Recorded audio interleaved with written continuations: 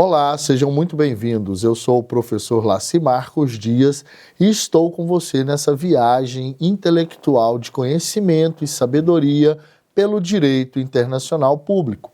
Nesta unidade, nós vamos finalizar o direito internacional público estudando a proteção internacional dos direitos humanos. Quais são os órgãos de proteção de direitos humanos na esfera internacional?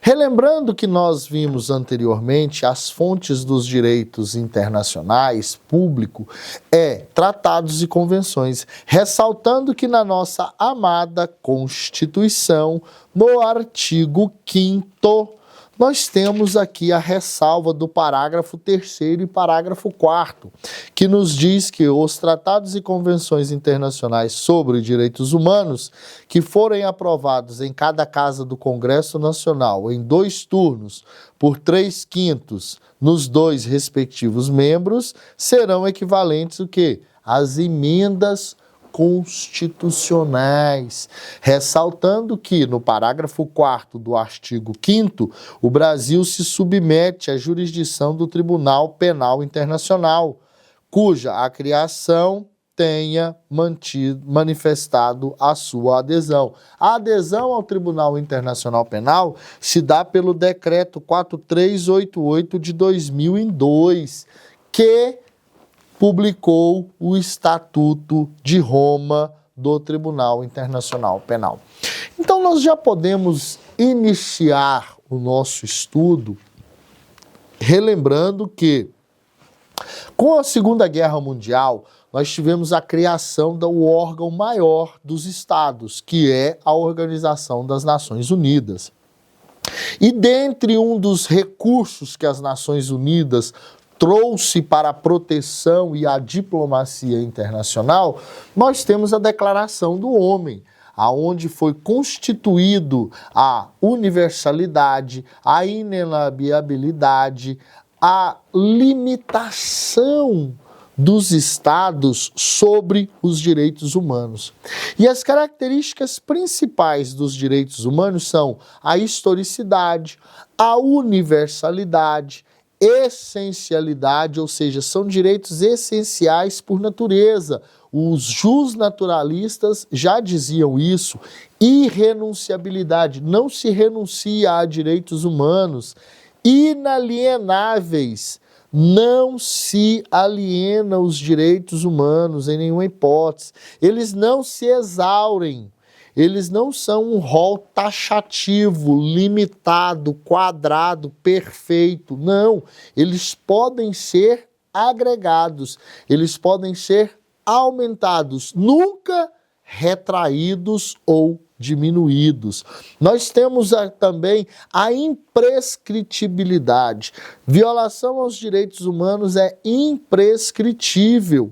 Dentre os vários direitos humanos, nós temos aqui aquele ciclo da primeira, segunda, terceira geração dos direitos humanos. Claro que a primeira geração, lá da Revolução Francesa, está ligada aos direitos civis e políticos, liberdade de expressão, liberdade religiosa, direito à vida, liberdade de associação, direito a um julgamento justo, ampla defesa e contraditório.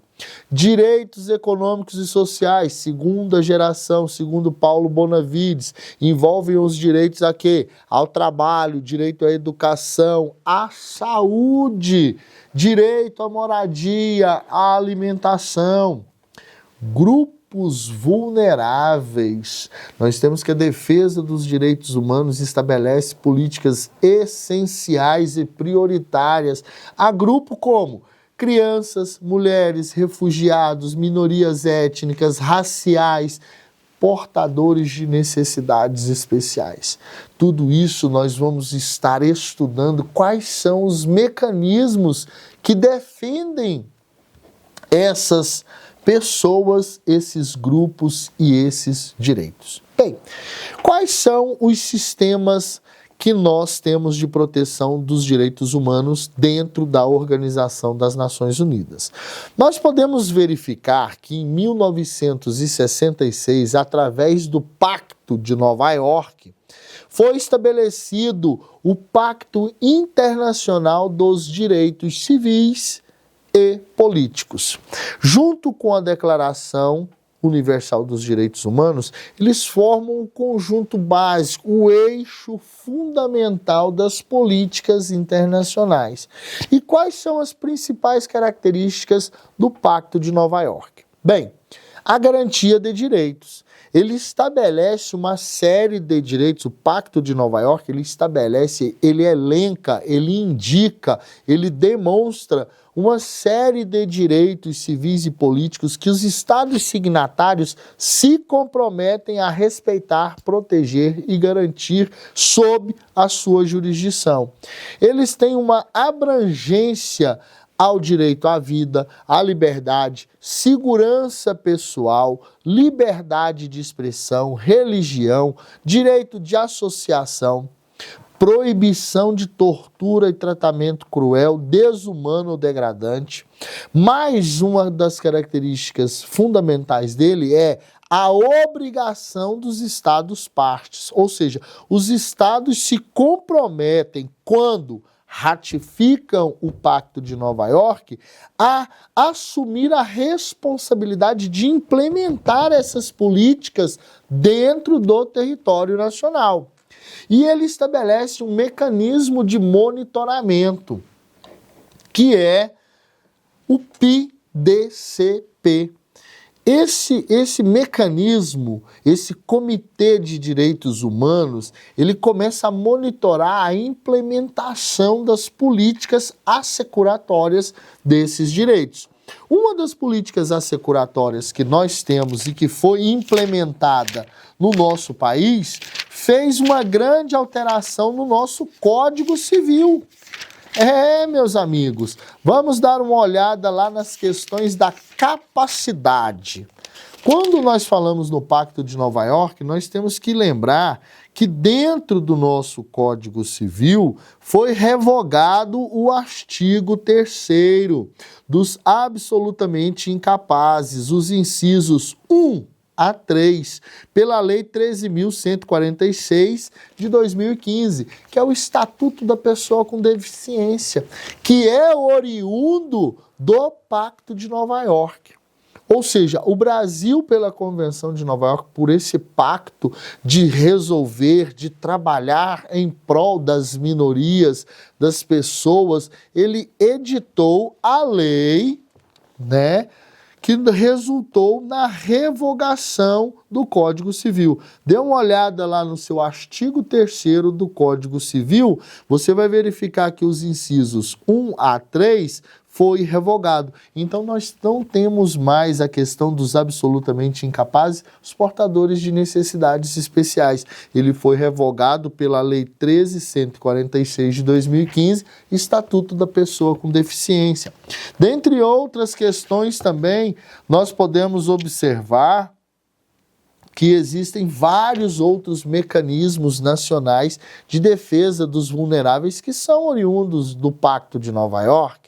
A defesa das populações LGBT, a defesa dos idosos, tudo isso são evoluções legislativas oriundas da defesa dos direitos humanos a nível internacional. Ocorre que também nós temos o Acnur, que é o Alto Comissariado dos Direitos Humanos da ONU. O Acnur, ele é fundamental. Ele é o Observatório de Direitos Humanos a nível internacional. O Acnur, ele foi estabelecido em 1993 pela Assembleia Geral das Nações Unidas para consolidar os esforços em relação à promoção e à proteção dos direitos humanos.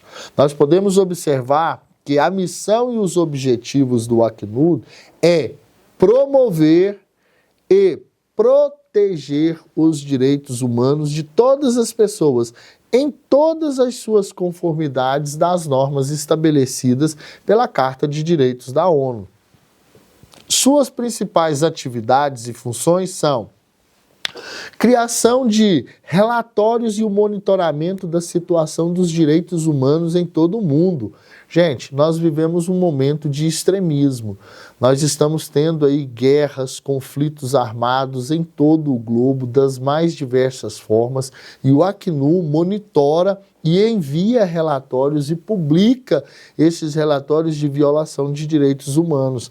Além do mais, ele fornece assistência técnica e capacitação para os governos e as instituições de direito internacional referente ao fortalecimento e à proteção dos direitos humanos.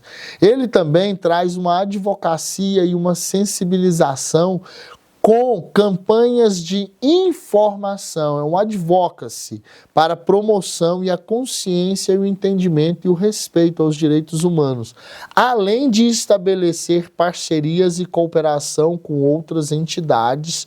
E a estrutura que ele tem é formada pelo Alto Comissariado, que é o secretário-geral da ONU, que atua nesse sentido. A sua sede está localizada em Genebra, na Suíça, além de possuir escritórios em todo o globo, nos países que são membros das Nações Unidas, inclusive aqui no Brasil. O impacto do Acnud é gigantesco, porque ele traz um papel crucial dentro da disseminação do conhecimento e da capacitação dos direitos humanos. Bem, esse é a nível internacional pela Organização das Nações Unidas. Já na nossa região latino-americana, nas nossas Américas, nós temos o sistema regional interamericano, que é a Organização dos Direitos Humanos da OEA, que é um conjunto de órgãos e instrumentos que defende a proteção dos direitos humanos dentro da região da América. Bem, destaca-se aqui dentro a Convenção Americana sobre os Direitos Humanos, que é o Pacto de São José da Costa Rica, né? A Convenção de Direitos Humanos é o tratado principal e ela foi criada e adotada a partir de 1969, entrou em vigor em 1978. A Convenção ela estabelece os direitos fundamentais e as prerrogativas de liberdades que devem ser protegidos pelos Estados-membros. Dentro desse órgão da Organização dos Direitos Humanos, da Comissão Interamericana, nós temos a Corte Interamericana de Direitos Humanos. A Corte ela funciona como se fosse o tribunal, aonde aqueles pleitos que não foram resolvidos pelos estados serão levados para que ela possa determinar a inclusão. Neste sentido, nós temos aqui no Brasil a criação da Lei Maria da Penha, que foi uma imposição legal de um caso levado à Corte Internacional de Direitos Humanos. Além do mais, o Comissariado de Defesa dos Direitos Humanos, da OEA, ele emite relatórios e tem mecanismos de monitoramento, como nós podemos observar a questão da Venezuela, as eleições da Venezuela, as violações aos direitos de liberdade, aos direitos políticos, aos nacionais, que estão acontecendo dentro daquela região, na porta da nossa casa. Então, a importância e o impacto do Observatório Internacional das Américas, da Organização dos Estados Americanos, ela é fundamental. E ela tem uma rede integrada em toda a América Latina. A proteção dos direitos humanos no Brasil, ela está descrita, meus amigos, aqui no nosso amadíssimo artigo 5º, né, onde estabelece os direitos e garantias fundamentais. Começando com o princípio da isonomia, devido processo legal, não prisão, plena liberdade de associação, entidades associativas. O artigo 6º vai falar dos direitos sociais. Os artigos 7º e 8º falam sobre a liberdade e direitos do trabalhador e a liberdade sindical. Posteriormente, o artigo 12, nós temos a questão da nacionalidade. Artigo 14, direitos políticos. Ou seja, nós temos uma internalização gigantesca de toda todos os direitos humanos, que é tido na esfera internacional, quando internalizados, chamados de direitos fundamentais, além de leis e códigos que trabalham para isso. Mas na estrutura de direitos humanos do nosso país, o Poder Judiciário, o Ministério Público, as defensorias públicas, eles exercem papel fundamental, além de conselhos específicos, como o Conselho da Criança e do Adolescente, o Conselho Nacional de Não Discriminação, nós temos o próprio Ministério da Justiça, que tem os seus órgãos auxiliares à defesa dos direitos humanos, e nós temos o Sistema Nacional de Direitos Humanos. Bem, o que é o Sistema Nacional de Direitos Humanos?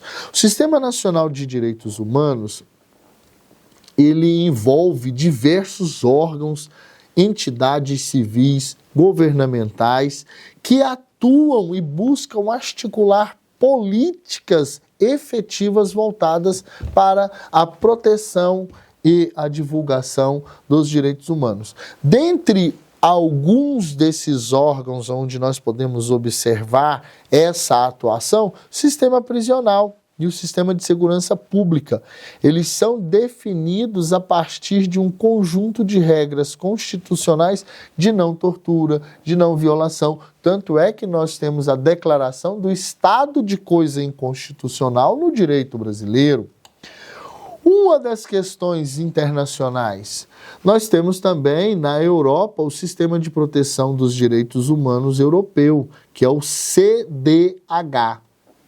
CDH é desde 1950 e ele integra uma rede fundamental, principalmente nesse momento que nós estamos vivendo de eras migratórias, de políticas de secessão, de divisão, da intolerância religiosa, de xenofobia que nós estamos tendo no nosso país.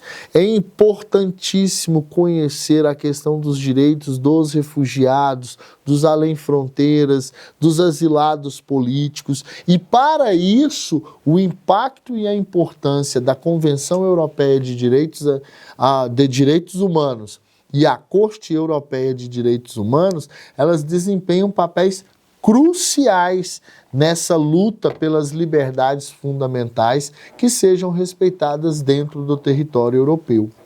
Nós ainda podemos observar que na África, no continente africano, também há um sistema de defesa dos direitos humanos. O sistema africano, ele é composto pela Carta Africana de Direitos Humanos. Tá? E essa Carta de Direitos Humanos, ela está unificada a partir de 1981. Sendo que lá, dentro da estrutura de defesa dos direitos humanos em África, nós temos a Comissão Africana dos Direitos Humanos e dos Povos, que é responsável pela promoção e proteção dos direitos humanos, estabelecida na cidade de Banjul, na Gâmbia. Dentro dessa forma de estrutura, lá também existe uma Corte Africana de Direitos Humanos, que submete todos os conflitos que os estados não conseguem resolver com relação aos direitos humanos, similar ao nosso Tribunal da Corte Interamericana, similar ao Tribunal Internacional dos Países. Ou seja, nós podemos observar que todos os mecanismos, eles possuem estruturas similares e eles têm o quê? Órgãos de condenação, órgãos de imposição. E na esfera internacional maior, fora dos sistemas regionais, nós temos o Tribunal Internacional Penal, que foi estabelecido no direito brasileiro através, da incorporação de quem? Do Estatuto de Roma, através do Decreto 4388 de 2002. Bem, O Tribunal Internacional Penal, ele tem como precedente histórico o Tribunal de Nuremberg, que fez o julgamento dos crimes de guerra de 1945 e 1946. Esse tribunal, ele está caracterizado por ter a sua corte estabelecida para julgamento dos estados.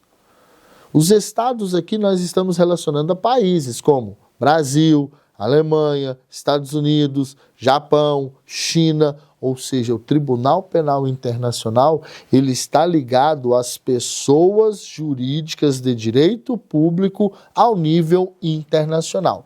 E a estrutura dele é a presidência, que é feita, que são eleitos por juízes de divisão de primeira instância e divisão de apelação.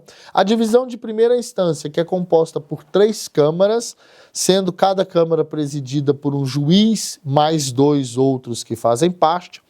A divisão de apelação, que é composta por 5 juízes, um é o responsável pela revisão e de primeira instância. E também a Procuradoria. A Procuradoria dos Direitos Humanos do Tribunal Internacional Penal é a responsável pela formulação da denúncia e o andamento processual.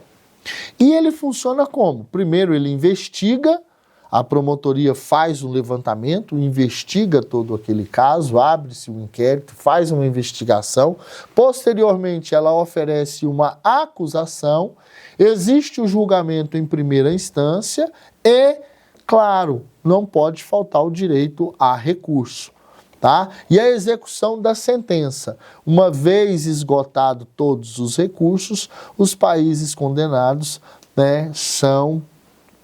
eles necessitam cumprir as suas penas. Tá? A jurisdição do Estatuto de Roma no Brasil entrou em vigor a partir do dia 1º de julho de 2002. Meus amigos, espero ter ajudado vocês nesse primeiro momento. Sobre o direito internacional público, nós encerramos aqui nessa terceira unidade. Nós nos vemos na próxima, que vai ser Direito Internacional Privado.